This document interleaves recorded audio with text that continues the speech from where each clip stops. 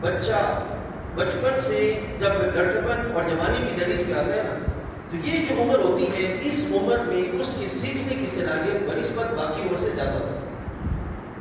ٹھیک ہے. حضرت عائشہ رضی اللہ تعالیٰ عنہا اس عمر میں اپنے حجرہ مبارکہ میں ہوتی، یعنی کہ سرکار جب ہجرت کر کے مدینہ طیبہ تشریف لے گئے تو اس سے لے کر وصال تک اس سارے دورانیے میں اپنے حجرہ مبارکہ میں ہوتی، اور نبی کریم علیہ السلام سے نبوی شریف پہ بیٹھ کر دکھاتے، صحابہ رضوان اللہ علیہم اجمعین کو تعلیم عطا فرماتے.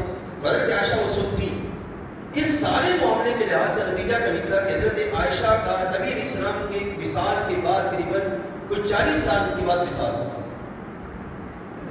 کتنے سال بعد؟ 40 سال کے بعد وصال ہوا.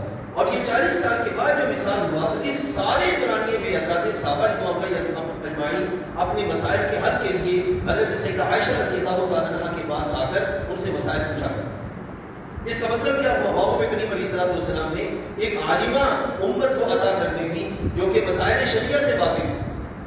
باقی جو خواتین ہیں ان کے ساتھ نکاح کس کا ہوا؟ کسی کا 4 ہجری، کسی کا 5 ہجری، کسی کا 6 ہجری، کسی کا 7 ہجری.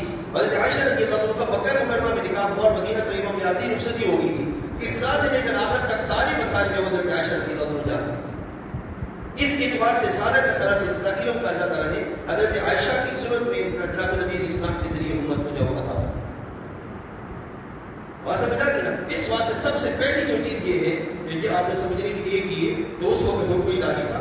دوسرا، عرب کی عادات میں اس طرح کی کوئی جو ہے وہ غیر معمولی بات نہیں، جو ایسی بات نہیں تھی کہ جناب یہ سمجھ لیا جائے کہ جناب ان کا معاملہ عرب کی عادت یا عرب کی عقل سے بالکل متصادم تھا. نہیں، ایسا نہیں تھا. اور تیسرا یہ کہ اس میں حکمت یہ تھی کہ دین اسلام کا جو معاملہ ہے اس انداز کے ساتھ سکھایا اور سکھایا جائے کہ بعد میں جو خاص اور راز کے پہلو ہیں وہ امت پر جو وہ آسانی تک جو وہ پہنچتے ہیں.